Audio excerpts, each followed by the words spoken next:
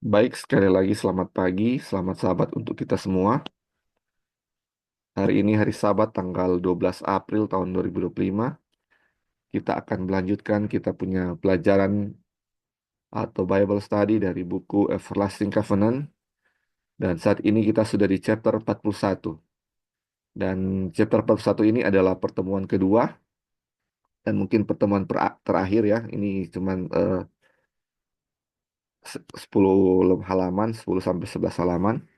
Dan apa namanya, dan kita tinggal satu chapter lagi, chapter 42, dan kita akan selesai untuk buku Everlasting Covenant ini.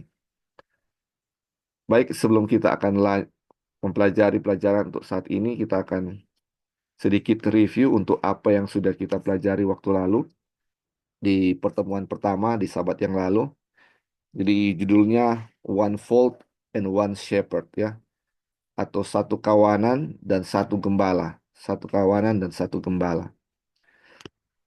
Jadi waktu lalu kita sudah pelajari ini maksudnya apa, ini ada dia punya tujuan bahwa Tuhan mau menjadikan kita satu kawanan, baik itu kita ini dari kawanannya itu baik dari namanya bangsa Israel keturunan Yakub maupun orang-orang yang eh, orang-orang dari bangsa lain, atau kita sudah pelajari waktu lalu orang-orang kafir ya. Ini akan dikumpulkan menjadi satu kumpulan dan itu akan disebut sebagai umat Israel, umat Tuhan ya, umat Tuhan. Nah, ini pelajaran waktu lalu, pelajaran saat ini dimulai dari ayat Kejadian 49 ayat 10 ya. Ini dia punya ayat intinya dari pelajaran ini. Dibilang scepter, scepter ya. Ini tongkat kerajaan shall not depart from Judah, nor a lawgiver from between his feet, until Shiloh come, and unto him shall the gathering of the people be.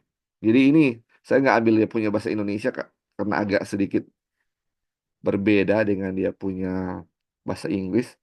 Jadi dibilang tongkat kerajaan ini tidak akan terpisah dari Yehuda, atau ini pemberi hukum dari kedua dari antara kakinya ya. Dibilang sampai Silok ini datang dan kepadanya akan dikumpulkan segala bangsa atau orang-orang ini. Jadi tongkat kerajaan tidak akan terpisah dari Yehuda, dia bilang itu. Jadi apa ini dia punya maksud ya? Ini kita lihat ya. Jadi waktu lalu Wagoner sudah jelaskan bahwa dibilang arti silo ini atau silo. Kalau di bahasa Indonesia nggak ada bilang silo ya. Ini agak lain dia punya terjemahan.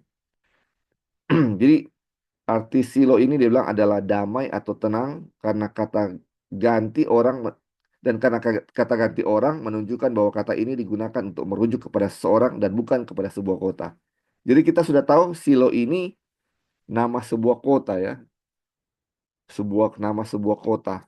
Tetapi ketika di kejadian ini dibilang Kejadian 49 ayat 10, ini bukan merujuk kepada kota, tetapi kepada orang ya, seseorang.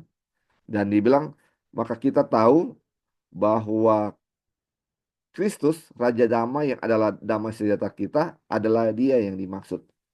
Jadi ini arti silo ini damai dan tenang. Dan ini merujuk kepada seseorang. Dan ini merujuk kepada siapa namanya? Kristus, Raja Damai ya.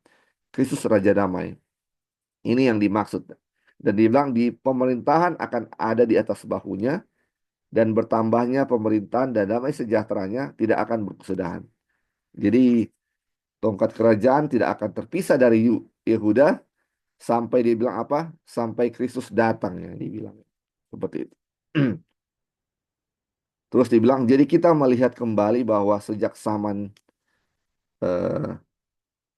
sejak zaman dahulu kala, pengharapan umat Allah hanya ada di dalam kematian dan kebangkitan Kristus. Jadi ini dibilang ini pengharapannya dari zaman dulu, dari zaman Yakub, dari sebelum-sebelumnya juga, bahwa ini mereka punya pengharapan adalah kematian dan kebangkitan Kristus. Dibilang Yakub dan keluarganya sedang berada di Mesir ketika kata-kata yang pertama kali diucapkan. Tetapi Yakub tahu bahwa pengumpulan orang-orang dari Mesir dan dari semua negeri tempat mereka ditawan hanya akan terjadi melalui salib Kristus yang membawa penebusan yang kekal.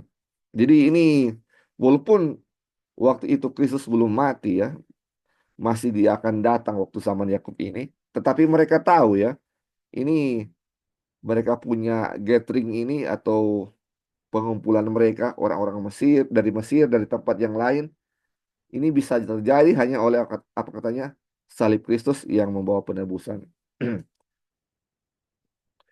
Terus dibilang, oleh karena itu, Yakub menantikan kedatangan Kristus dalam kemuliaan untuk mengumpulkan Israel. Bahkan seperti yang dinasihatkan Rasul Paulus kepada kita tentang kedatangan Tuhan kita Yesus Kristus dan terhimpunnya kita dengan Dia. Jadi ini sebagai penjelasannya. Jadi ini Yakub ini menantikan Kristus sebagai bagaimana bangsa Israel ini bisa dikumpulkan ya. Bangsa Israel ini bisa dikumpulkan. Dia bilang, oleh karena itu, semua orang di dunia ini adalah anak-anak Abraham, yaitu domba-domba kaum Israel. Seluruh dunia berada di bawah kuasa jahat, hilang, dan Kristus datang untuk mencari dan menyelamatkan yang hilang.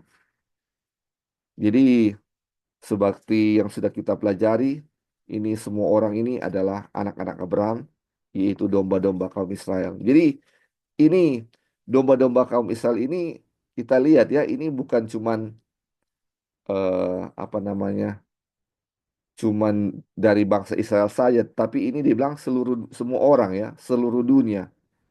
Makanya ada yang juga dibilang banyak domba-dombaku yang berada di luar kandang. Ini nanti kita akan lihat ya. Tapi dia bilang ini seluruh dunia ini berada di bawah kuasa jahat, hilang ya, sama seperti domba yang hilang. Ini kita dunia ini melambangkan eh, satu domba yang hilang. Dan dunia di planet-planet yang lain, mereka tidak jatuh ya, itu sebagaimana domba-domba di dalam kandang. Dan bumi kita adalah domba yang hilang yang Kristus datang untuk mencari dan menyelamatkan kita ya, semua orang yang ada di bumi ini. Kita semua apa? Hilang, kita semua sudah berdosa.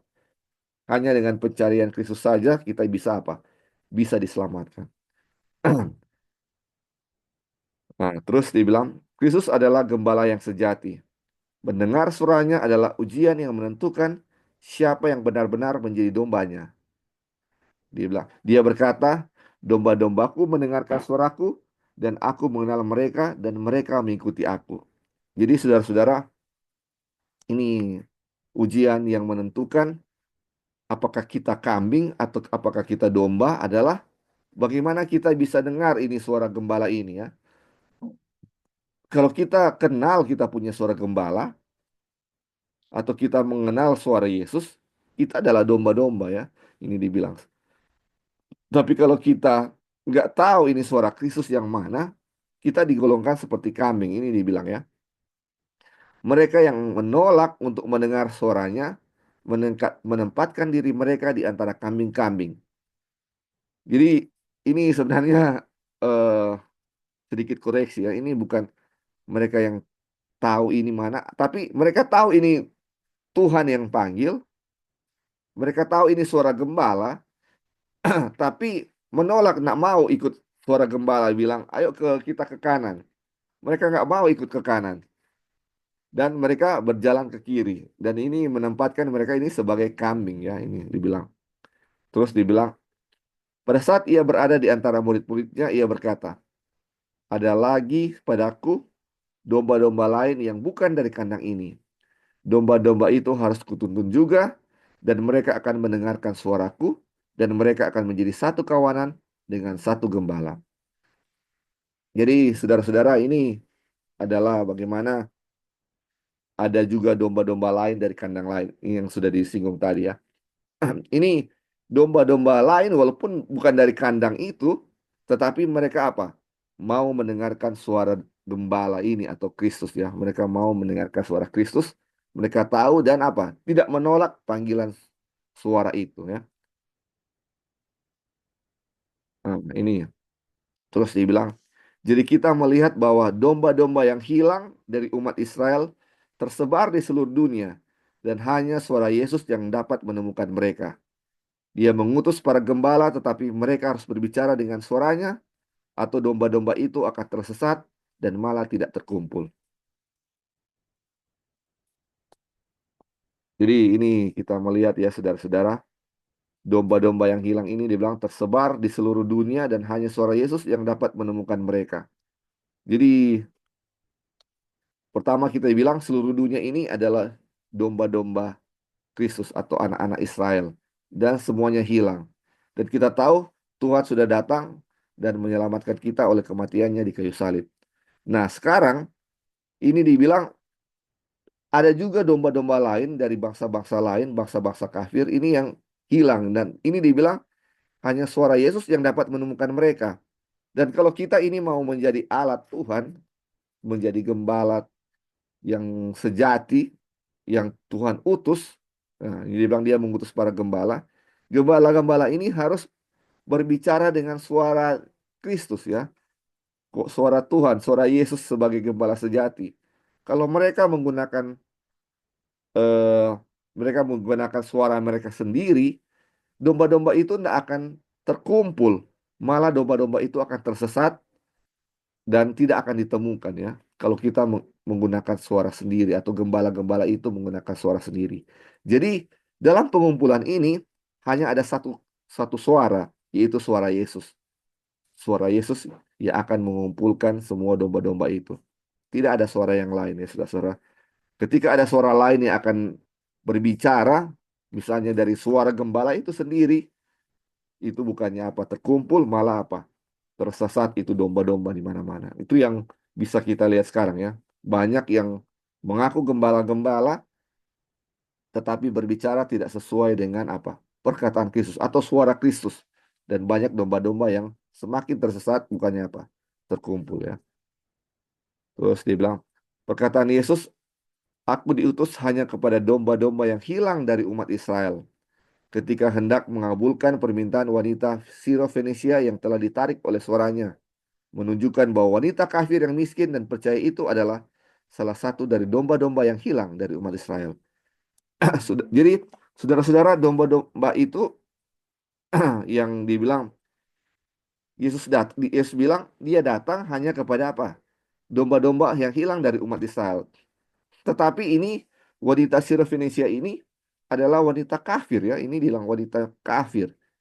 Tetapi wanita kafir ini Tuhan cari ditemukan oleh suaranya. Ini bilang wanita Sirofenisia ini adalah salah satu dari domba-domba yang hilang dari umat Israel. Sedangkan ini dia wanita kafir. Jadi ini kembali menjelaskan apa yang tadi kita sudah baca bahwa seluruh dunia adalah domba-domba yang hilang dari umat Israel. Jadi semua walaupun bukan keturunan dari Israel yang secara daging, tetapi kita semua ini adalah umat Israel atau bangsa Israel jika kita apa datang kepada Kristus. Karena Israel berarti pemenang ya, pemenang. Dan ini bagaimana wanita ini datang karena wanita ini dengar itu suara Kristus. Dia dengar firman Kristus dan datang kepada Yesus. Ini salah satu contoh bagaimana suara ini menarik orang datang kepada gembala itu. Di mana domba itu mengenal akan suara gembala. Ini makanya ini dibilang ini wanita Sirofenisia ini adalah domba-domba yang hilang dari umat Israel. Dia dengar suara Kristus dan datang kepada apa? Kepada suara itu atau kedatang kepada Kristus. Ini luar biasa. Dibilang oleh karena itu melalui pemberitaan Injil Israel akan dikumpulkan. Karena panggilan Yesus pada kedatangannya yang kedua kali, mari hai kamu yang diberkati oleh Bapakku, terimalah kerajaan yang telah disediakan bagimu sejak dunia dijadikan. Adalah suara yang sama dengan suara yang sekarang ini berkata, marilah kepadaku semua yang letih lesu dan berbeban berat. Aku akan memberi kelegaan kepadamu. Hanya mereka yang mendengarkan kata-kata ini, ia akan datang memenuhi panggilan pada hari terakhir. Jadi saudara-saudara, ini adalah pemberitaan Injil ya. Ini bagaimana suara Injil dari Yesus, Injil Kristus yang datang kepada wanita Sirofenesia itu sehingga dia datang kepada suara itu ya. Dan dia adalah diselamatkan ya, diselamatkan termasuk dari apa? Domba-domba yang hilang. Dan ini adalah panggilan juga sama seperti sekarang ini. Jadi dia bilang hanya dengan mendengar kata-kata ini yang panggilan ini mari kepada aku akan aku akan memberikan kelegaan kepadamu, aku akan memberikan rest kepadamu ya. Aku akan memberikan rest kepadamu. Ini ini adalah panggilan terakhir saudara-saudara. Bagaimana Kristus mau untuk memberikan kelegaan kepada kita. Sama seperti bagaimana dia memberikan hari Sabat kepada kita, di mana kita sudah pelajari waktu lalu tentang rest, tentang istirahat, dan istirahat ini adalah salah satu janji Tuhan. Selain dia akan memberikan tanah, dia akan memberikan rest kepada kita. Ini adalah panggilan ya. Jadi jikalau kita sudah memiliki rest di dunia ini, tanah hanyalah apa? Persoalan waktu saja ya. Tanah atau janji tanah atau land yang dijanjikan itu hanya persoalan waktu. Jadi kita sudah mendapatkan rest dan tanah itu pasti juga kita akan dapatkan. Karena rest dan land itu adalah suatu kesatuan seperti yang sudah kita pelajari waktu lalu. Jadi Tuhan bilang datang padanya dan dia akan memberikan apa? Rest dan land juga ya. Ini rest dan land tidak bisa dipisahkan. Dan land itu kita tahu adalah apa? Kerajaan atau dunia yang baru yang akan kita miliki bersama-sama dengan Abraham. Karena kita adalah keturunannya. Ini apa yang bisa membuat orang datang dan ini adalah Injil. Injil ya, Injil yang sudah kita pelajari. Dan dari chapter 1 kita sudah pelajari tentang Injil. Dan ini yang sedang kita pelajari sampai sekarang ini adalah Injil. Kabar baik bahwa Tuhan mau menyelamatkan kita. Dan ini adalah kuasa Tuhan ya. Kuasa Tuhan untuk menyelamatkan kita. Terus dibilang firman Injil atau Injil ini kita sudah tahu adalah kuasa Tuhan untuk menyelamatkan. Atau firman keselamatan adalah untuk memperbarui bumi dan mengisi bumi dengan orang-orang benar yang telah diperbarui oleh firman yang sama.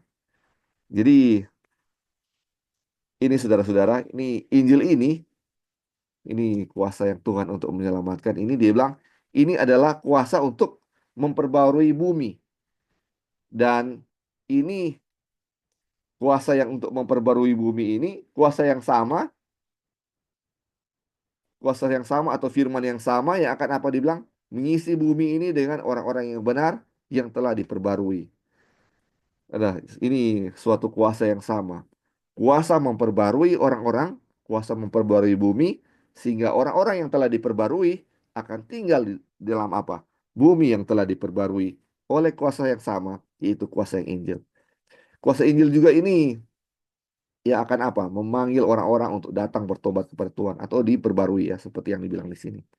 Dia bilang, aku menaruh firmanku ke dalam mulutmu dan menyembunyikan engkau dalam naungan tanganku, supaya aku kembali membentangkan langit dan meletakkan dasar bumi dan berkata kepada Sion, engkau adalah umatku. Aduh, luar biasa. Tuhan ini sudah memberikan banyak janji kepada kita dan janji Tuhan ini adalah ya dan amin. Dia bilang, engkau adalah umatku. Luar biasa. Dan Tuhan adalah Tuhan kita. Jadi ini kita punya pengharapan ya, satu-satunya adalah firman Tuhan, kuasa Tuhan, atau perkataan Kristus sendiri ya. Jadi inilah yang sudah kita pelajari waktu lalu, waktu pertemuan hari Sabat lalu. Saudara-saudara mungkin ada yang mau tambahkan dari apa yang sudah kita pelajari waktu lalu.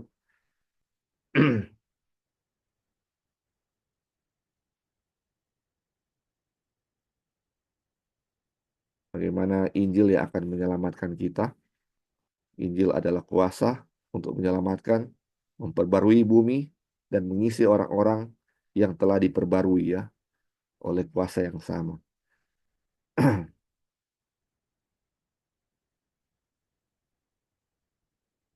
Ada yang mau, mungkin ada pertanyaan tambahan? atau koreksi yang daripada yang sudah dibawakan tadi, silakan.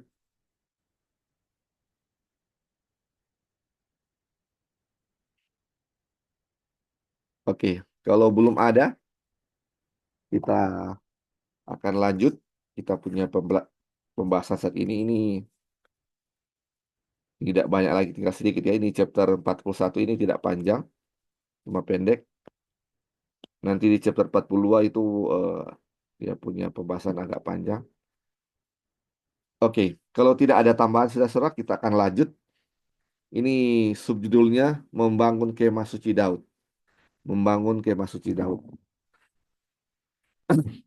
Dibilang sebagai tambahan dari semua yang telah ditetapkan dalam kitab suci yang menunjukkan dengan sangat jelas bahwa jumlah umat Israel menjadi lengkap hanya dengan adanya orang-orang bukan Yahudi yang menerima Injil. Ada dua bagian dari kitab suci yang akan dicatat di sini. Dan ketika kita membaca, janganlah lupa, janganlah kita lupa bahwa bapa seluruh Israel, Abraham, diambil dari antara bangsa-bangsa kafir dan bahwa ia menerima janji-janji dan berkat roh sebelum ia disunat untuk menunjukkan bahwa Allah tidak memandang bulu, tetapi semua orang yang percaya adalah Israel. Jadi saudara-saudara, ini menjelaskan bahwa ini dibilang ya, ini satu kawanan, satu domba. Satu kawanan ini atau dibilang apa namanya jumlah orang Israel ya. Ini orang Israel ini adalah orang-orang yang akan diselamatkan dan ini bilang jumlah umat Israel ini akan menjadi lengkap hanya dengan adanya tambahan ya dari orang-orang yang bukan Yahudi yang menerima Injil. Jadi istilahnya begini, satu kawanan ini yang sesuai judul ini, satu kawanan ini tidak akan lengkap kalau tidak ada tambahan dari apa? Domba-domba yang ada di luar kandang. Domba-domba yang ada di luar kandang. Ketika domba-domba dari luar kandang bergabung dengan domba-domba yang ada di kandang itu, makanya itu menjadi apa? Lengkap. Ini lengkap. Orang Israel menjadi lengkap ketika ada apa? Tambahan dari orang-orang kafir yang bukan Israel atau orang-orang yang bukan Yahudi, ketika mereka menerima Injil, mereka akan menjadi satu kawanan dan itu menjadi lengkap di situ ya. Menjadi lengkap. Dan ini menjadi contoh bahwa ini Abraham ini Tuhan Tuhan eh, membenarkan Abraham sebelum dia apa? Disunat. Artinya ketika Abraham ini masih menjadi kafir karena memang dia asalnya dari orang kafir ya, dari bangsa kafir dan Tuhan membenarkan dia sebelum disunat atau sebelum dibilang sebelum sebelum menjadi apa ya? Sebelum dia apa namanya? Dikategorikan sebagai umat Tuhan ya. Jadi dia masih di bangsa kafir, Tuhan sudah benarkan dia. Jadi ini katanya menunjukkan bahwa Allah tidak memandang bulu, tetapi semua orang percaya adalah Israel. Jadi Abraham adalah Israel ya, ini keturunan Abraham dan dia adalah Israel ya. Ini Abraham adalah Israel. Bahwa dia bilang menerima diambil dan bahwa ia menerima janji-janji dan berkat roh sebelum ia disunat untuk menunjukkan bahwa Allah tidak memandang bulu. Jadi ini ya sudah jelas ya. Sebelum ia disunat, Tuhan sudah memilih dia ya dan menerima untuk apa? Menerima janji-janji berkat, janji-janji berkat. Oke, mungkin ada yang mau tambahkan di sini sebelum kita lanjut, saudara-saudara. Ini umat Tuhan akan lengkap dengan adanya tambahan dari bangsa-bangsa kafir atau bangsa-bangsa yang bukan Yahudi ya.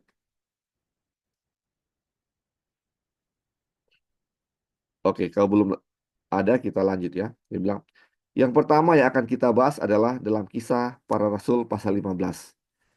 Para rasul dan penatua berkumpul bersama bukan untuk menetapkan suatu pokok doktrin atau untuk menetapkan sesuatu yang baru, tetapi untuk menenangkan pikiran para petobat baru atau orang-orang yang baru bertobat dari antara bangsa-bangsa kafir yang diganggu oleh guru-guru palsu. Petrus telah menceritakan bagaimana bangsa-bangsa kafir telah mendengar Injil dari mulutnya dan menjadi percaya, dan bahwa Allah telah memberikan Roh Kudus kepada mereka, dan ia sama sekali tidak mengadakan perbedaan antara kita dengan mereka, sesudah ia mencucikan hati mereka oleh iman. Kisah 15 ayat 9. Dan kemudian Petrus menambahkan bahwa oleh kasih karunia Kristus, orang-orang Yahudi pun akan diselamatkan sama seperti bangsa-bangsa kafir. Jadi ini kalau kita perhatikan ya di ayat di kalimat terakhir ini dia bilang orang-orang Yahudi pun akan diselamatkan sama seperti bangsa-bangsa kafir. Harusnya kalau kita mau lihat ya ini bicara tentang bagaimana mereka tidak membedakan antara orang kafir dan orang Yahudi ya. Bagaimana semua bisa diselamatkan kalau mereka bertobat ya. Ini ada karena ini ada apa namanya guru-guru palsu yang coba mengganggu orang-orang itu. Dia punya latar belakang. Dan kalau kita perhatikan dia punya ayat ini dia bilang orang-orang Yahudi pun akan diselamatkan sama seperti bangsa-bangsa kafir. Harusnya seperti ini ya. Orang-orang kafir pun akan diselamatkan sama seperti orang-orang Yahudi. Tetapi ini bahasanya orang-orang Yahudi pun akan diselamatkan sama seperti bangsa-bangsa kafir. Ini agak terbalik ya kalau kita lihat. Tetapi kita lihat ya ini bagaimana umat Tuhan atau orang-orang Yahudi. Sebenarnya yang ada orang Yahudi yang Tuhan percayakan sebagai alat dia untuk mengabarkan Injil. Mereka menolak kan. Mereka menolak apa namanya mereka menolak panggilan Kristus untuk menjadi apa? Alat Kristus ya untuk menjadi saluran pemberitaan Injil. Akhirnya ini Tuhan sudah bukan cuma orang Yahudi saja, tetapi sudah ke orang kafir juga ya. Jadi orang kafir ini pun ketika mereka sudah bertobat, mereka akan diselamatkan. Justru orang-orang Yahudi yang tidak bertobat ini mereka tidak bisa diselamatkan kalau kalau apa? Mereka tidak percaya kepada Kristus ya. Ini makanya dia punya bahasanya seperti terbalik. Tetapi itulah yang terjadi. Justru bangsa-bangsa kafir yang apa? Mendengar suara Tuhan yang bertobat dibandingkan dengan orang-orang Yahudi. Makanya dia punya bahasa, orang-orang Yahudi pun akan diselamatkan sama seperti bangsa-bangsa kafir. Ini menarik ya ini. Ini bagaimana orang-orang luar yang orang-orang yang bukan Yahudi yang menjadi contoh bagi orang-orang Yahudi. Ini luar biasa dalam hal keselamatan ya. Terus dibilang, kemudian Yakobus berbicara kepada jemaat katanya, Simon telah menceritakan bahwa sejak semula Allah menunjukkan rahmatnya kepada bangsa-bangsa lain, yaitu dengan memilih suatu umat dari antara mereka bagi namanya.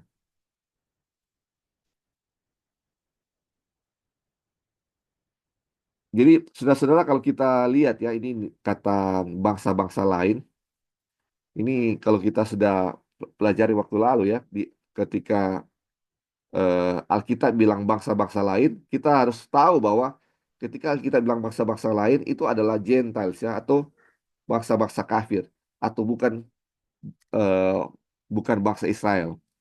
Jadi ini ya, ketika orang-orang kafir ini Tuhan menunjukkan bahwa Dia menunjukkan rahmatnya kepada orang-orang kafir dengan memilih suatu umat dari antara mereka bagi namanya. Jadi Tuhan sudah memilih ada umat-umat Tuhan dari antara orang kafir.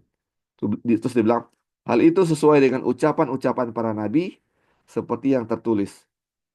Kemudian aku akan kembali dan membangunkan kembali pondok Daud yang telah roboh dan reruntuhannya akan kubangun kembali dan akan kuteguhkan supaya semua orang lain mencari Tuhan dan segala bangsa yang tidak mengenal Allah, nah atau ini orang-orang lain, orang-orang kafir atau bangsa-bangsa lain, ini bangsa yang tidak mengenal Allah, yang kusebut milikku, demikianlah firman Tuhan, yang melakukan semuanya ini yang telah diketahui dari sejak semula. Jadi ini saudara-saudara, dibilang Tuhan ini akan membangun ya pondok Daud yang telah roboh, supaya semua orang yang mencari Tuhan dari bangsa kafir, dari bangsa yang tidak mengenal Allah, menjadi apa? Milik Tuhan ya, datang untuk menjadi milik Tuhan. Ini bagaimana Tuhan tidak memilih-milih ya orang bahwa ini kafir atau bukan ya. Makanya sama waktu eh, pelajaran waktu lalu ya, dua chapter lalu kalau tidak salah, ketika masa 490 tahun untuk bangsa Israel, untuk bangsa Israel, dibilang bukan berarti 490 tahun yang dikhususkan untuk bangsa Israel itu Tuhan tidak memperhatikan bangsa-bangsa kafir, atau dengan kata lain Tuhan menganak emaskan bangsa Israel waktu itu dan bangsa bangsa kafir tidak dipedulikan. Tidak seperti itu ya. Tetapi bagaimana Tuhan memberikan suatu kesempatan panjang sabar Tuhan kepada bangsa Israel supaya mereka bisa apa? Bertobat menjadi alatnya dia ya, menjadi alatnya dia. Tetapi mereka secara terus-menerus menolak Tuhan ya, secara terus-menerus menolak Tuhan. Bukan Tuhan tidak mempedulikan bangsa kafir, tetapi apa? Waktu yang Tuhan berikan kepada bangsa Israel untuk apa? Bertobat pada waktu periode 490 tahun itu. Oke, saudara-saudara, sampai di sini ada yang mau tambahkan? Jadi ini tentang bagaimana Tuhan tidak memilih kasih, bangsa kafir pun, bangsa yang lain pun, orang-orang di luar sana adalah menjadi sasaran Tuhan untuk diselamatkan. Bukan cuma saya dan saudara-saudara ya. Kadang-kadang kita sebagai orang Advent merasa bahwa cuma kitalah umat Tuhan, kita menganggap bahwa kita ini yang akan diselamatkan, yang lain tidak akan diselamatkan. Dan kadang-kadang setelah merasa sebagai umat Tuhan, kita melakukan sesuka hati karena kita merasa sudah umat Tuhan, walaupun apa yang kita lakukan tidak masalah ya, itu dia. Seperti itu. Tapi sungguhnya bukan seperti itu, sama seperti bangsa Israel ketika mereka menolak Tuhan, justru bangsa kafir yang menjadi contoh bagi mereka. Seperti kata-kata Petrus, orang-orang Yahudi pun akan diselamatkan seperti bangsa-bangsa kafir. Bukan bukan orang-orang ya kak bangsa kafir akan diselamatkan sama seperti bangsa Yahudi ya, bukan seperti itu. Oke, Kalau kalau li- belum ada kita. Oh ya, silakan. Silakan Iya, ya. jadi Apa? kita lihat, Ya. ya, Ya. selamat sahabat, selamat pagi semua. Jadi kita lihat di sini bagaimana rencana keselamatan yang Tuhan berikan kepada kita semua dan bagaimana Injil itu ya, kan kita semua lagi lagi apa namanya berbicara mengenai Injil di buku Revelasi 14. Jadi di mana kuasa Injil itu bisa menyelamatkan semua orang Iya. dan kuasa Injil itu makanya kita ditekankan di sini Tuhan itu tidak pilih-pilih ya, tidak Iya. pilih-pilih pribadi, suku atau bangsa.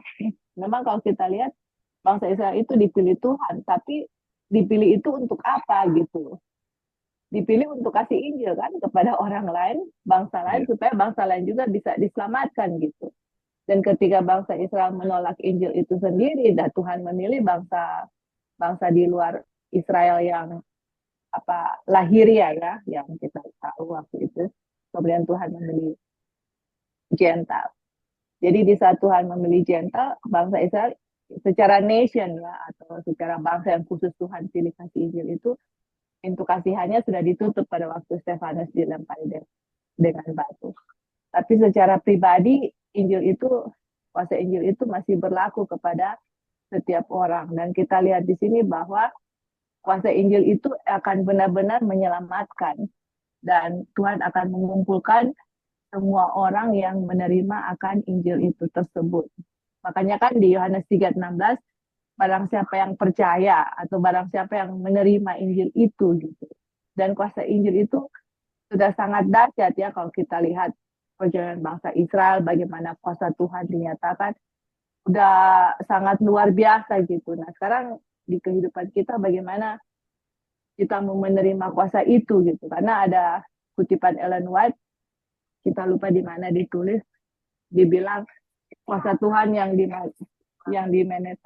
dimanifestasikan kepada bangsa Israel zaman kuno juga itu tidak sama apa tidak kurang besarnya bagaimana Tuhan juga memanifestasikan di zaman kita. Jadi kita lihat dari chapter 1 dari kepada Abraham, kemudian bangsa Israel bagaimana besarnya kuasa Tuhan itu yang Tuhan manifestasikan kepada mereka itu juga dimanifestasikan kepada kita di saat ini bagaimana kuasa Tuhan untuk menyelamatkan kita dan bagaimana kita bisa mengalami akan kuasa Injil itu tersebut dan bisa dimanifestasikan kepada orang di luar gitu yang belum tahu akan Injil itu gitu.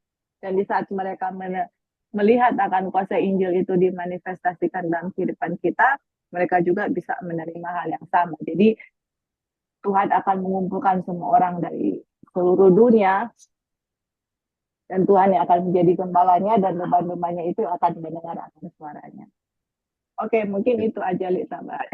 Ya, terima kasih untuk tambahannya.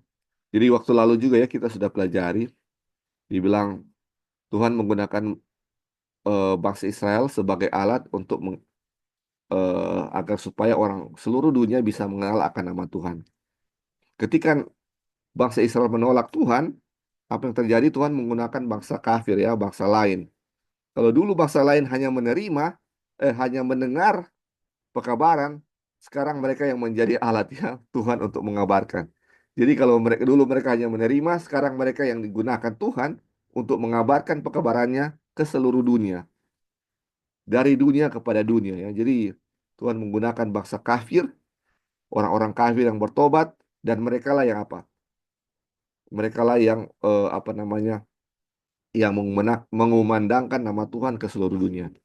Sama seperti waktu bangsa Israel ini ya ditawan ke Babylon, harusnya Israel ini menjadi apa namanya? Menjadi terang supaya orang lain bisa mengenal nama Tuhan. Tapi karena mereka berbuat jahat terus dengan beribadah kepada allah-allah lain, mereka dibawa ditawan ya, ditawan di penawanan.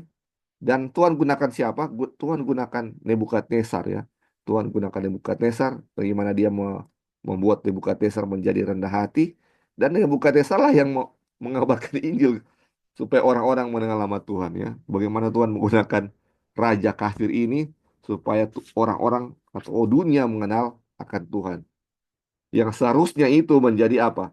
Pekerjaan dari bangsa Israel atau umat-umat Tuhan. Oke, kita lanjut ya. Bagian yang Yakobus kutip berasal dari Amos 9 ayat 11 dan 12. Dan ayat-ayat berikutnya adalah, sesungguhnya waktu akan datang, demikianlah firman Tuhan, bahwa pembajak akan tepat menyusul penuai, dan pengirik buah anggur penabur benih. Gunung-gunung akan meniriskan anggur baru, dan segala bukit akan kebanjiran. Aku akan memulihkan kembali umatku Israel. Mereka akan membangun kota-kota yang licin dan licin tandas dan mendiaminya. Mereka akan menanami kebun-kebun anggur dan minum anggurnya. Mereka akan membuat kebun-kebun, buah-buahan, dan makan buah. Maka aku akan menanam mereka di tanah mereka, dan mereka tidak akan dicabut lagi dari tanah yang telah kuberikan kepada mereka. Firman Tuhan Allah, Alamu.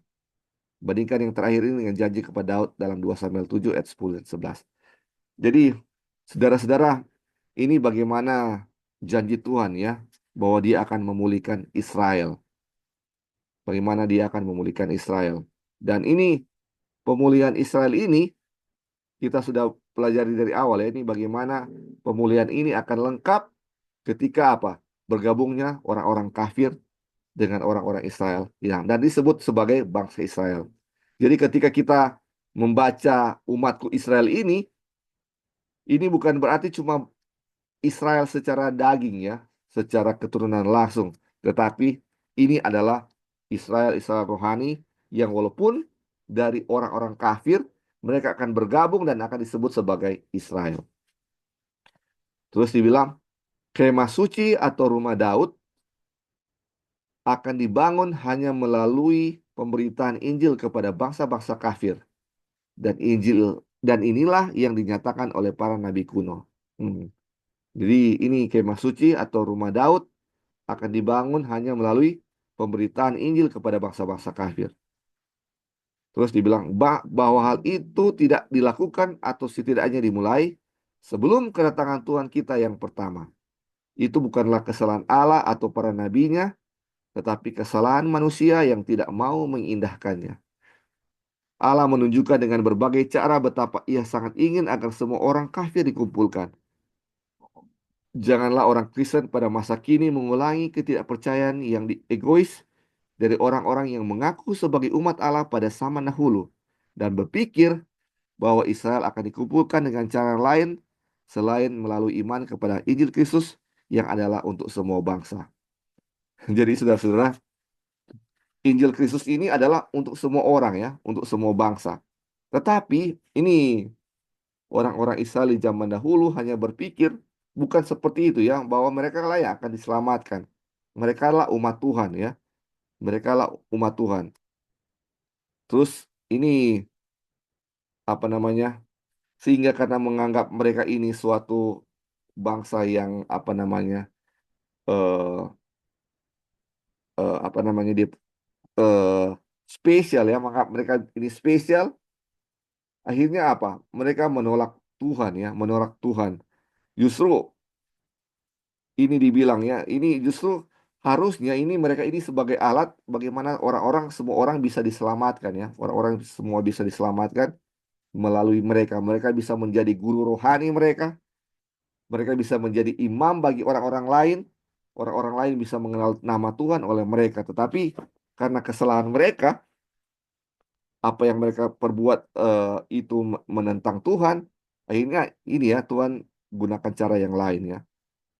Jadi ini dibilang kita janganlah sebagai orang Kristen ini mengulangi ketidakpercayaan yang sama dengan atau ketidakpercayaan yang egois dari orang apa?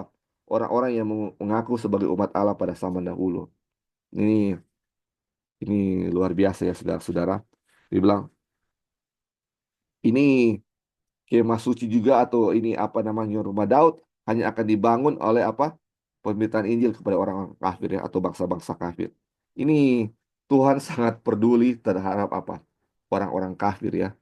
Tuhan sangat peduli kepada orang kafir. Semua orang ya, bukan sebagai yang mereka yang mengaku umat Tuhan ya, tetapi orang lain juga Tuhan sangat apa? Peduli kepada mereka. Oke, sampai di sini ada yang mau tambahkan saudara-saudara? Boleh tambahan, Ya, Le? silakan, silakan. Terima kasih kesempatan. Jadi waktu Pak dengar ini apa kabar dari Wagoner dengan E.T. Jones tentang pembenaran oleh iman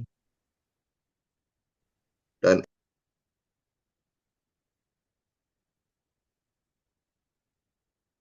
Eh, Mungkin putus-putus nang kurang dapat dengar. oh, Ah, iya, itu tadi sudah saya dengar sedikit.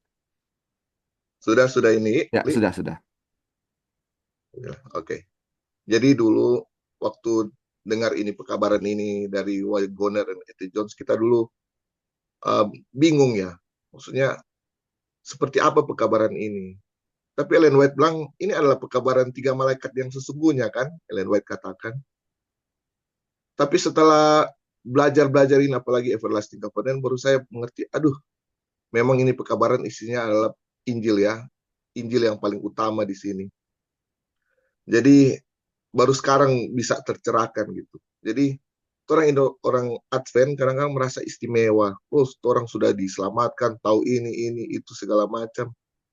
Tapi uh, keinginan untuk memberitakan Injil ini seperti tidak ada gitu. Orang cuma ter apa ya terpaku pada ritual-ritual bahwa kita ini bagaimana supaya menjadi hidup suci dan segala macam akan kembali seperti orang Yahudi zaman dahulu kala. Tapi dengan mempelajari ini pelajaran ini baru orang tahu oh orang tugas utama kota seperti ini. Mengapa bangsa Israel itu dipilih dari pelajaran-pelajaran ini kan? Kenapa Abraham dipilih? Kenapa bangsa Israel dipilih? Tapi Israel kan jadi lupa kan kenapa orang dipilih untuk apa. Sampai Yesus datang pun malaikat seperti kecewa. Duh, nggak ada yang sambut ini kedatangan Yesus. Semua sibuk dengan ritual-ritual agamanya, pembenaran diri masing-masing, dan lupakan Yesus sebagai domba yang hilang ya. Domba, iya, sebagai domba Allah, anak domba Allah. Seperti pelajaran sekolah sahabat ini. Jadi yang penting setelah belajar ini, orang jangan lupa orang punya tugas dan misi dan tanggung jawab itu seperti apa. Kenapa orang itu dipilih. Itu aja, Li. Ya, makasih, Nang. Justru kadang-kadang kita sebagai umat, mengaku sebagai orang Advent, sebagai umat Tuhan, kita sering berperilaku seperti apa namanya, elder brother atau kakak dari adiknya yang hilang ya. Kita eh, menganggap bahwa selama ini kita yang sudah hidup betul, sedangkan orang-orang yang di luar sana yang salah, ketika mereka bertobat, kadang kita iri kepada mereka. Dan ini yang terjadi, sering terjadi. Ini sebenarnya pelajaran untuk kita sebagai orang-orang Advent atau yang mengaku umat Tuhan ya. Bagaimana Tuhan memilih semua orang atau mengasihi semua orang, dan Tuhan ingin semua orang bisa diselamatkan. Bukan hanya kita orang Advent ya, tetapi semua orang Tuhan ingin selamatkan. Sama seperti bangsa Yahudi atau bangsa Israel, Tuhan mau ya, bukan cuma bangsa Israel yang diselamat, semua orang diselamatkan, tetapi bagaimana Tuhan menggunakan bangsa Yahudi atau bangsa Israel. Kita juga sebagai umat Tuhan, sebagai umat Advent, inilah kita sebagai alat Tuhan untuk memberitakan Injil ke seluruh dunia ya, supaya orang-orang yang lain bisa mengenal Tuhan melalui kita yang menunggu kedatangan Tuhan. Tetapi bagaimana, apakah kita fokus di mana kita punya fokus ini? Seperti dibilang oleh Onang tadi, atau apa yang ini kita menjadi fokus, bagaimana kita apa namanya, kita mau, bagaimana kita mau menjadi alat Tuhan ya untuk bisa orang-orang lain juga untuk diselamatkan. Bukan untuk kita punya diri sendiri, bagaimana hanya kita sendiri yang diselamatkan ya. Melakukan ini, melakukan itu supaya kita dianggap benar. Tetapi bagaimana ini, Tuhan sangat peduli ketika kita adalah anak-anak Abraham, sebagai anak-anak Tuhan, bagaimana kita juga peduli dengan keselamatan orang ya. Ada kutipan yang lewat yang bilang, mereka yang tidak peduli akan keselamatan orang lain akan ditinggalkan tanpa meterai Tuhan ya. Dia bilang tanpa meterai Tuhan. Ini yang terjadi ya, saudara-saudara. Ini orang-orang Israel waktu dahulu, mereka menganggap orang-orang kafir itu anjing ya, atau bangsa-bangsa kafir itu anjing yang tidak pantas untuk diselamatkan. Yang pantas selamat hanyalah mereka. Karena mereka yang menurut hukum, menurut ini ya, kalau secara yang bisa dilihat. Orang-orang yang lain itu pembuat dosa dan tidak pantas untuk diselamatkan. Ini yang menjadi, yang Rasul Paulus buka ya, mata mereka bahwa semua ini orang berdosa. Kita pun orang berdosa. Orang kafir ini sama dengan kita, adalah orang-orang berdosa, dan kita ini ya, Tuhan mau untuk apa? Menyelamatkan kita ya. Tuhan mau untuk menyelamatkan kita. Ini kesalahan dari bangsa Israel adalah spiritual proud, dan inilah yang menjadi kesombongan rohani, ini yang menjadi apa namanya? Menjadi penyakit kita saat ini ya. Kesombongan rohani umat-umat Advent yang saat ini juga sekarang ini adalah bagaimana kesombongan rohani yang harus kita apa? Kita singkirkan, yang harus kita apa? Bertobat. Supaya sama seperti pelajaran kata-kata Petrus tadi ya, bagaimana kita bisa diselamatkan seperti orang-orang kafir. Bagaimana orang-orang Yahudi bisa diselamatkan seperti orang-orang kafir.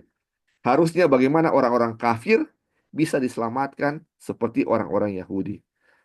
Lalu kalau kita ubah dia punya bahasa, bagaimana umat-umat Advent bisa diselamatkan oleh orang-orang kafir. Harusnya bagaimana orang-orang lain atau agama lain bisa diselamatkan seperti orang-orang Advent ya, yang sudah menerima firman yang begitu banyak. Oke, mungkin ada lagi sebelum sebelum kita lanjut. Oke, Kalau ya silakan nih, silakan. waktu lalu ada satu pelajaran yang sangat terkesan kepada kita, yang waktu lalu ya. Kita lupa chapter berapa, mungkin lalu masih ingat. Yang mana bangsa Israel itu dipilih untuk memberitakan Injil kan ke bangsa-bangsa lain, Oh iya, betul Israel nggak? sebagai misionaris ya. Misioneri ya, itu dia. Nah, Jadi itu kan sebenarnya tujuan Tuhan kan, supaya Tuhan akan, istilahnya janji kepada Abraham itu akan dipenuhi, atau janji kepada bangsa Israel di saat Injil sudah diberitakan ke seluruh dunia. Ya kan? Tetapi mereka tidak melaksanakan tugas mereka gitu. Nah, ini juga kan pelajaran untuk orang ya di saat ini. sebenarnya untuk jadi Advent apa sih orang punya tujuan begitu?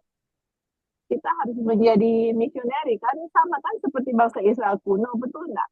Atau kita Iya, salah? betul, betul. Betul kan? Ah, harus menjadi misioneri. Dan apa yang harus kita berikan kepada bangsa-bangsa kafir? Yaitu pekabaran Injil. Istilahnya karena hanya pekabaran Injil lah yang bisa menyelamatkan gitu. Nah, kemudian metode apa yang harus kita lakukan untuk bisa kasih pekabaran Injil seperti itu kan? Maksudnya apa yang harus saya lakukan gitu untuk pekabaran itu, Injil itu bisa masuk. Nah, teman-teman, kalau kita pelajari kehidupan Tuhan Yesus di dunia ini, dia adalah seorang misionaris yang kita harus teladani ya, yang harus kita ikuti, dia punya contoh sebagai umat Tuhan untuk memberitakan Injil. Nah, kalau kita lupa, kalau nggak salah di Ministry of Healing dibilang bahwa Tuhan punya metode untuk mengabarkan Injil, teman-teman.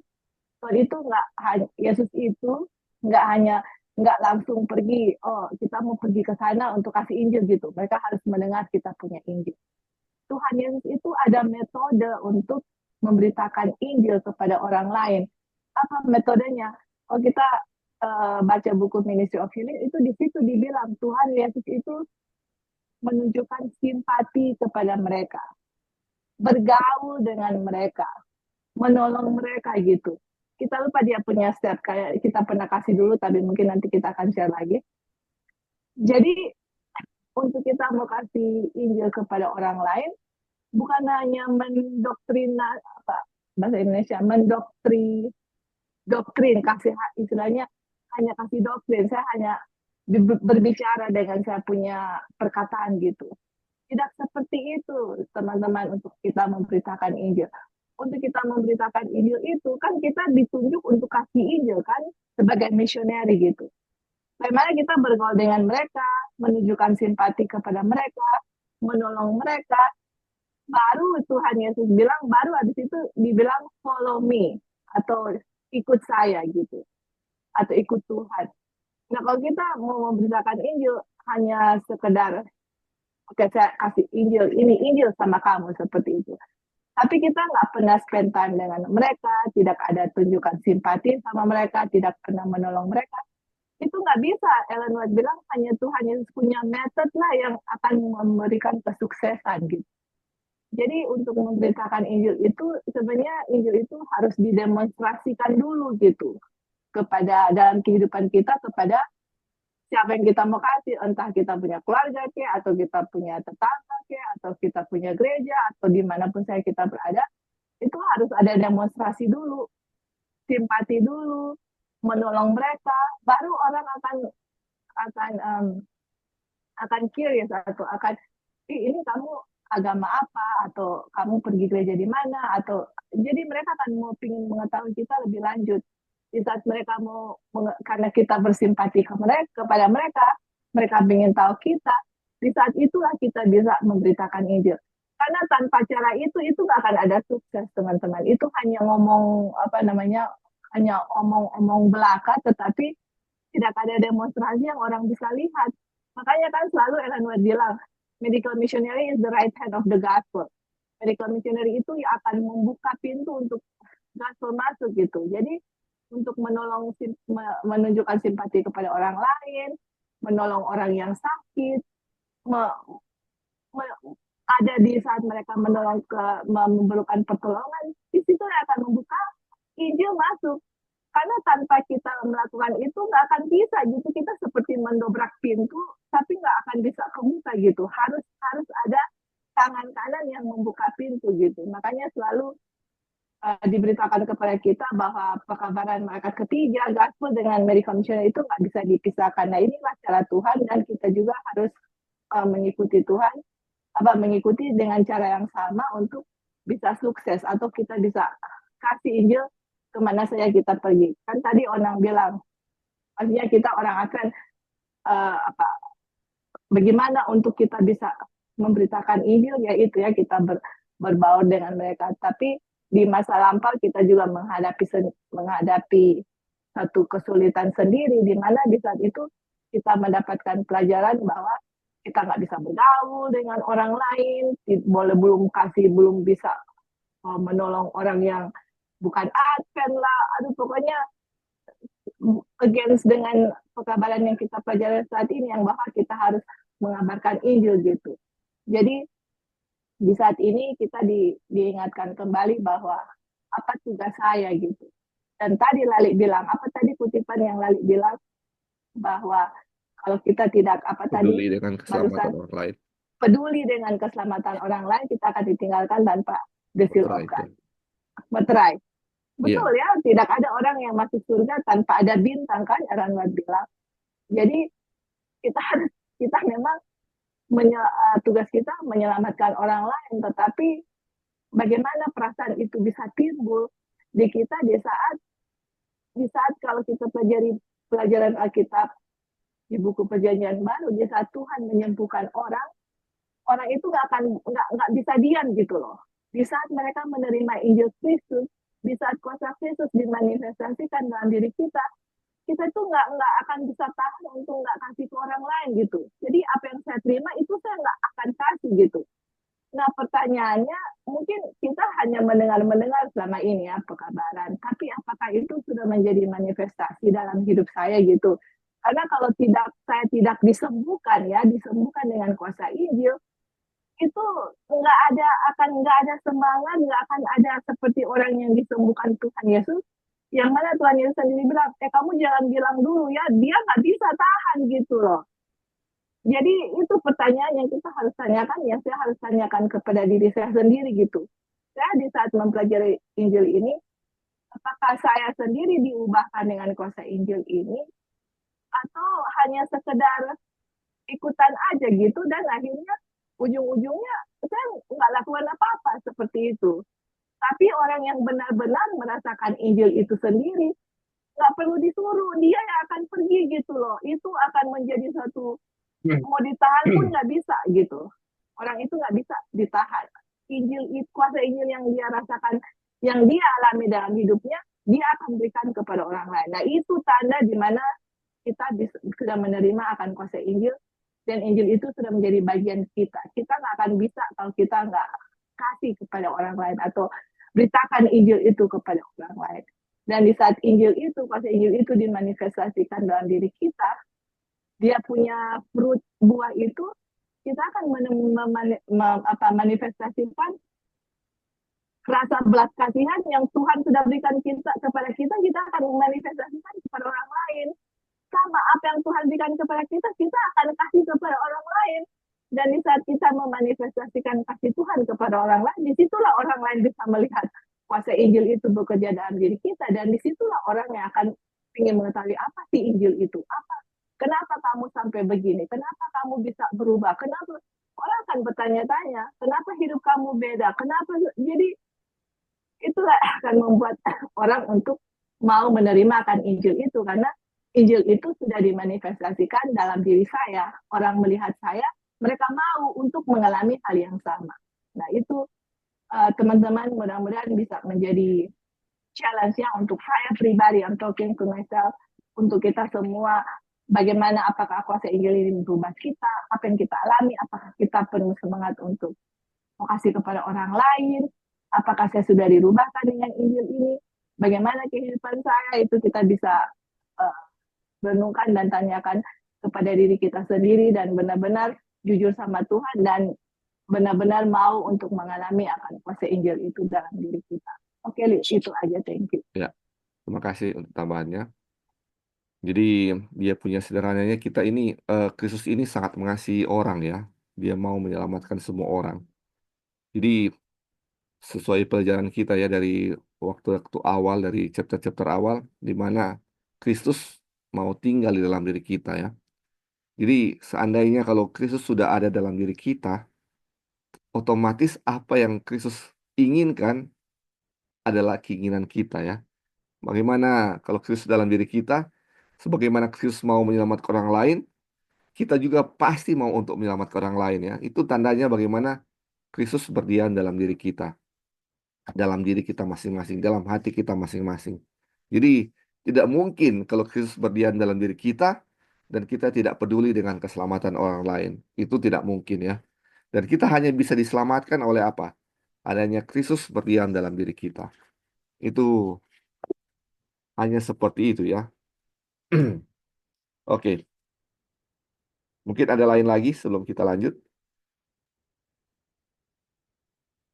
Oke, kalau belum ada kita lanjut ya. Ini subjudulnya bagaimana seluruh Israel akan diselamatkan.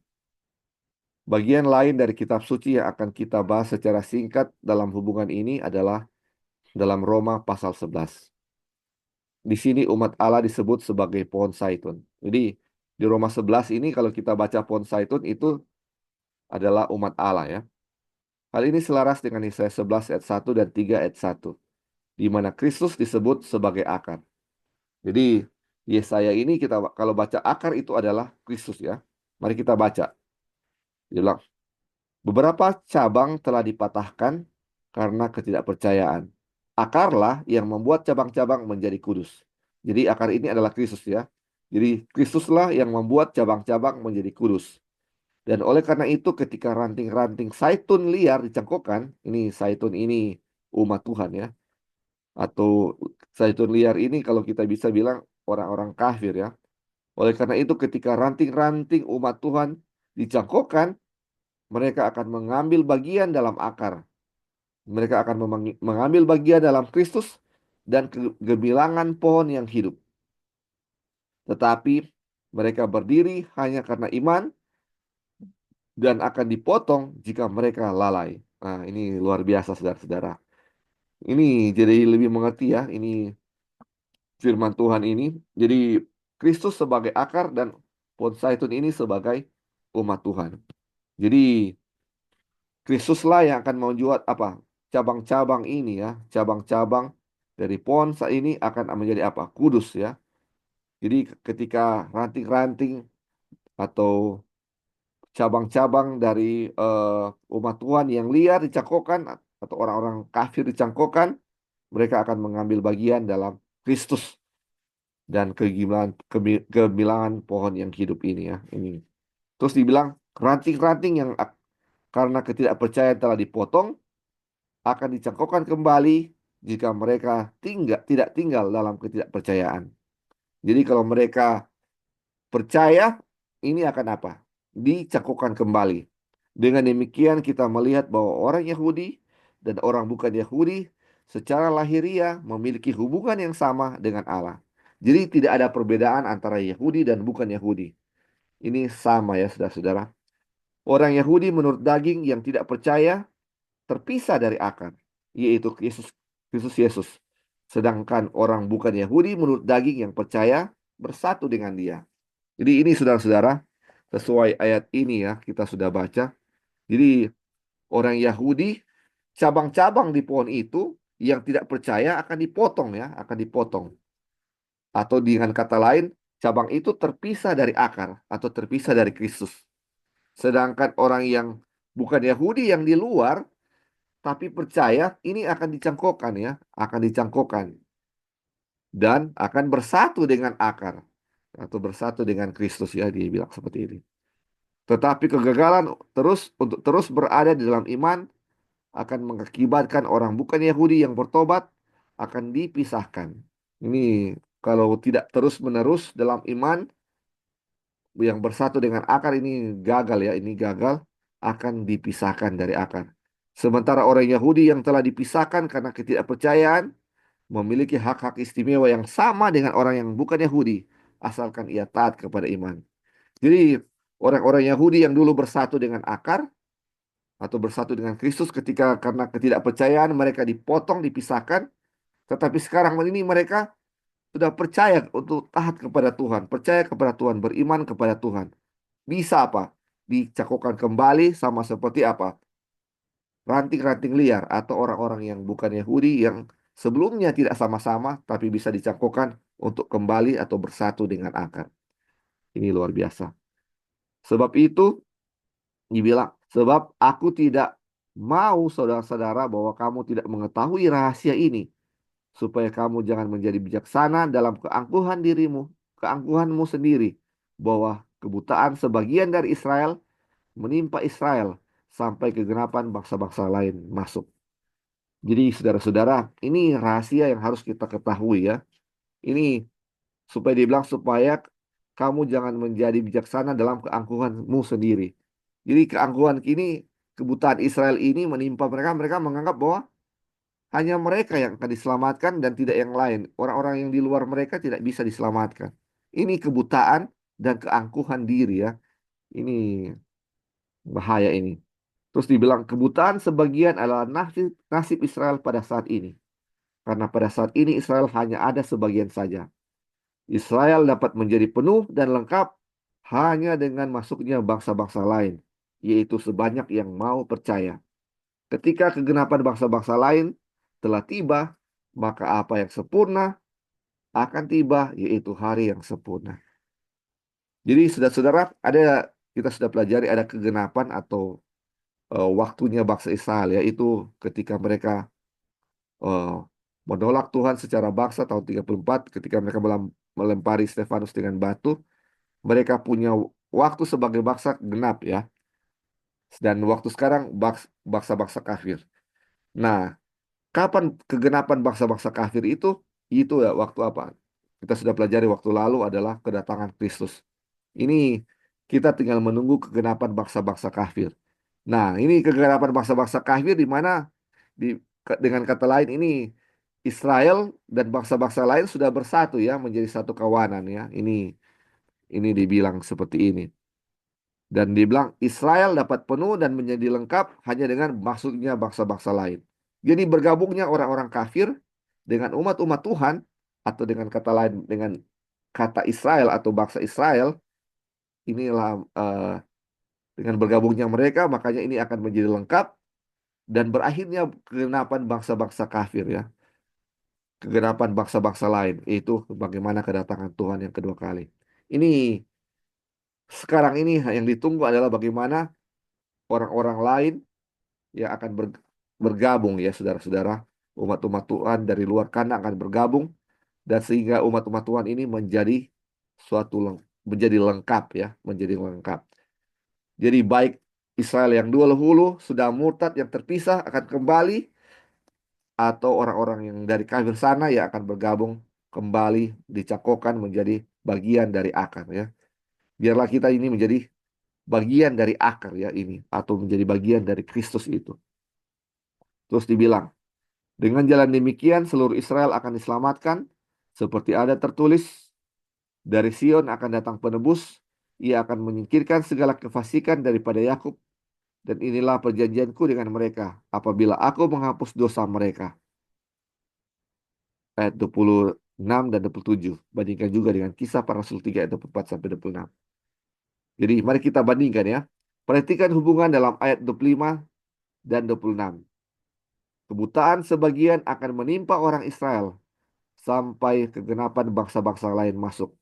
Dengan demikian, seluruh Israel akan diselamatkan. Artinya, seluruh Israel tidak dapat diselamatkan kecuali dengan masuknya bangsa-bangsa lain, yang sama artinya dengan mengatakan bahwa calon orang Israel sekarang dianggap sebagai bangsa-bangsa lain. Tetapi pada waktunya nanti mereka semua akan masuk, sehingga akan ada satu kawanan dan satu gembala. Jadi, saudara-saudara, ini kegenapan atau apa namanya, kita bisa bilang kedatangan Tuhan yang kedua kali sedang menunggu masuknya apa? Bangsa-bangsa lain. Sehingga Israel akan lengkap ya. Sehingga Israel akan lengkap. Dan ketika Israel akan lengkap dan waktunya Israel akan diselamatkan. Ini ini dibilang, inilah perjanjianku dengan mereka apabila aku menghapus dosa mereka. Bagaimana orang-orang Israel, orang-orang kafir bergabung menjadi satu kawanan, mereka akan diselamatkan menjadi bagian dari akar atau menjadi bagian dari Kristus. Atau dibilang akan ada satu kawanan dan satu domba. Atau ada satu pohon dengan akar satu akar, mereka akan bergabung dengan satu pohon itu yaitu pohon zaitun, yaitu umat Tuhan ya. Umat Tuhan. Oke, ini kutipan terakhir dia bilang. Kami telah membuktikan bahwa sebelumnya bahwa baik orang Yahudi maupun orang bukan Yahudi, bahwa mereka semua berada di bawah kuasa dosa. Seperti ada tertulis, tidak ada yang benar, seorang pun tidak. Sebab tidak ada perbedaan, karena semua orang telah berbuat dosa dan telah kehilangan kemuliaan Allah. Tetapi masih ada pengharapan bagi semua orang, sebab Allah telah mengurung atau menghukum semua orang dalam ketidaktaatan, atau membungkam mereka semua dalam ketidakpercayaan, supaya ia dapat menunjukkan kemurahannya atas mereka semua. Jadi saudara-saudara, Tuhan menunjukkan kemurahannya kepada kita semua ya, melalui ketidakketaatan kita ya. Ketidakketaatan kita dibilang ketidakpercayaan kita, tetapi Tuhan menunjukkan kemurahannya kepada kita.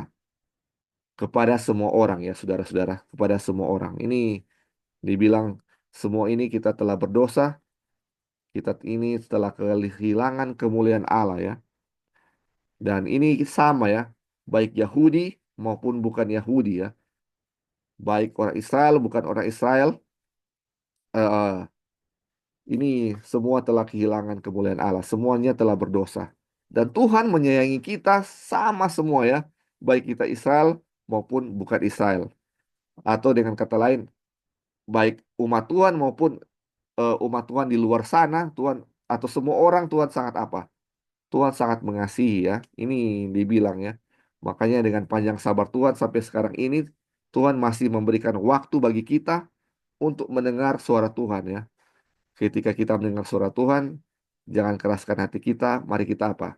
Datang kepada Dia, sehingga kita bisa dicangkokkan ya, kembali bersama-sama dengan akar. Ini sih, ini kalau kita lihat bagaimana semua orang telah berdosa dan telah kehilangan kemuliaan Allah, seperti pohon itu semuanya telah apa? Dipotong, terpisah dari akar. Tetapi ini Tuhan mau apa? Memanggil kita sehingga kita bisa dicangkokkan dan bersatu dengan akar yaitu Kristus ya. Sama seperti domba yang hilang, bukan domba yang mencari gembala, tetapi gembala yang mencari domba itu. Di mana Kristus mencari domba yang hilang itu. Ketika domba yang hilang telah ditemukan, makanya kita harus menjadi satu gembala ya. Apakah kita yang hilang dari bangsa yang Israel yang hilang, atau dari umat Tuhan yang hilang, atau dari bangsa-bangsa lain yang hilang, yang di luar kandang, akan sama-sama apa? Masuk ketika mendengar suara Injil Tuhan itu. Dan ketika mereka sudah bergabung menjadi suatu bangsa Israel telah genap ya, atau kegenapan bangsa Israel sudah lengkap, dan sudah waktunya penghakiman bagi bangsa-bangsa lain atau kedatangan Kristus yang kedua kali. Inilah yang sedang terjadi dan yang sedang kita tunggu-tunggu.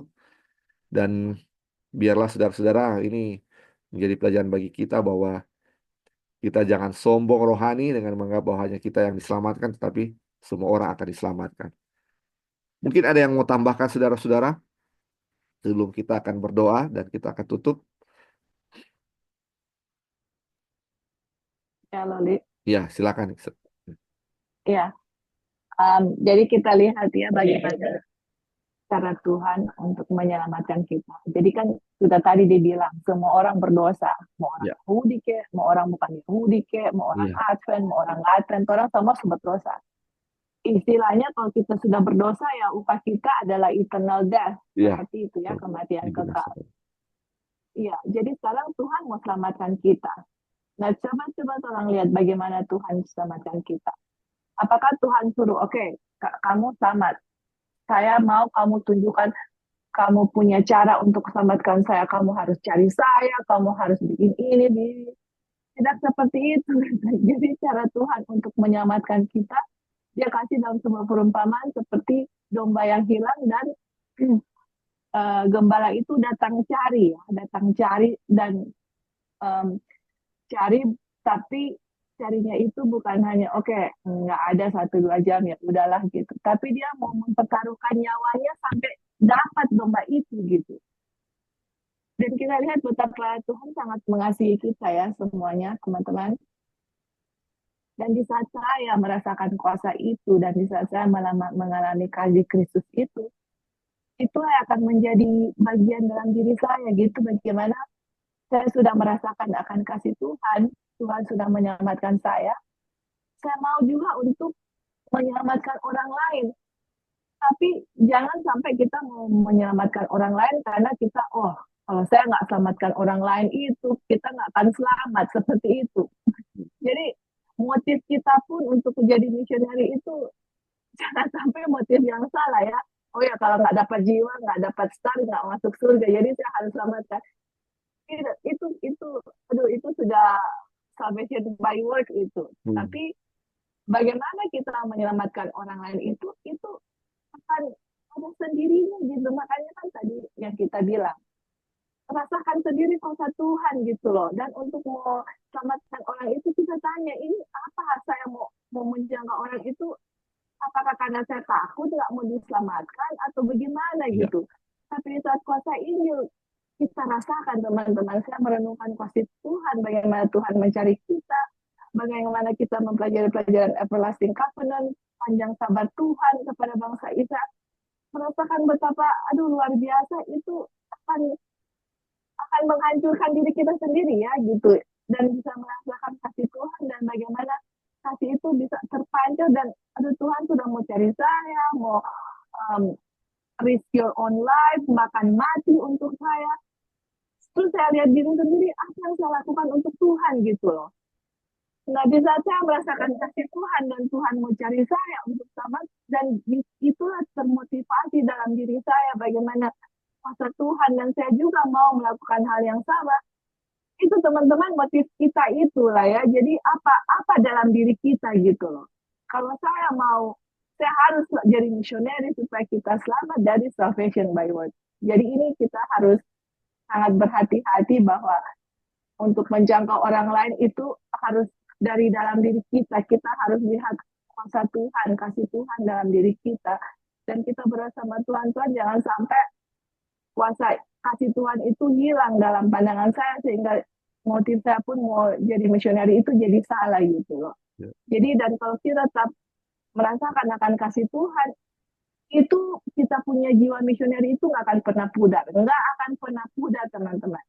Tapi di saat saya salvation by word, terus tiba-tiba nggak ada orang yang datang, nggak ada orang yang kita kecewa dan akhirnya hilang juga gitu. Tapi di saat kasih Tuhan ada dalam kita kan sama seperti Yesus, saya cari sampai dapat gitu lah ya. Kita akan uh, mau risk our own life juga sama seperti Yesus untuk mau menyelamatkan orang yang lain gitu. Jadi pelajaran ini sangat bagus dan everlasting covenant sangat menguatkan bagaimana bisa lagi kasih Tuhan dinyatakan dalam diri kita. Kasih Tuhan, kuasa Tuhan, karakter Tuhan, dan bagaimana itu bisa menjadi bagian kita dan kita bisa nyatakan juga bagi kita. Oke, itu aja, Li. Thank you. Terima kasih tambahannya.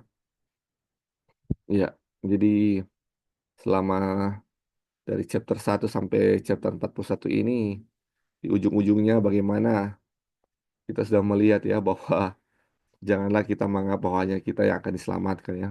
Orang lain juga, bagaimana Tuhan rindu semua orang diselamatkan. Ketika kita sudah menerima firman Tuhan dan merasa terberkati dengan firman Tuhan, bukannya hanya simpan ya, ketika kita mendapatkan faedah dari firman Tuhan itu, kita akan rindu juga untuk bagikan bagi orang lain. Jadi ini istilahnya seperti bangsa Israel menjadi saluran berkat bagi orang lain ya, bagi bangsa-bangsa di seluruh dunia. Tetapi mereka menolak menjadi saluran berkat karena hanya mau mereka sendiri yang diselamatkan ya. Makanya orang-orang lain, orang kafir dianggap anjing atau tidak layak ya.